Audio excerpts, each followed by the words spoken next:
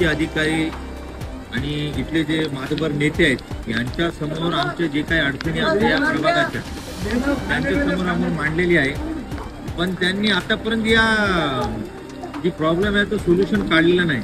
आता हे जे प्रभाग आहे इथलं पूर्ण दलित वस्ती आणि मुस्लिम वस्ती आहे.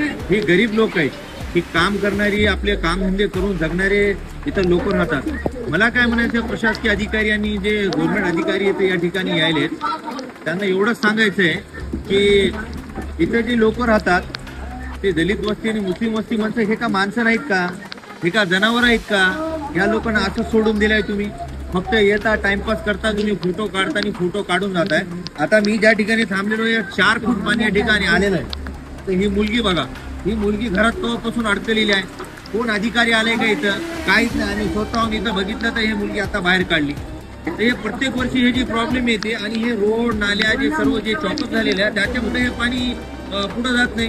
ह्या इथल्या जे स्थानिक जे प्रतिनिधी आहेत त्या लोकांनी हे कामं केलेली आहेत. रोड बरोबर नाहीत, नाल्या बरोबर नाहीत, बोगस रोड बांधलेले आहेत. म्हणून या अशी परेशानी आमच्या इथं होत आहे वारंवार. तर हे जे आहे ना ह्याचं सोल्युशन जर तुम्हाला करायचं असेल तर इथचा जे नाला आहे त्याला मोठं करा. म्हणून हे मी आतलीच एक निवेदन मी पालकमंत्री साहेबांना दिलेलं आहे. या नांदेड जिल्ह्याचे जे खासदार आहेत आपले त्यांना मी दिलेलं आहे की इथला जो नाला आहे तो मोठा करा पाहिजे.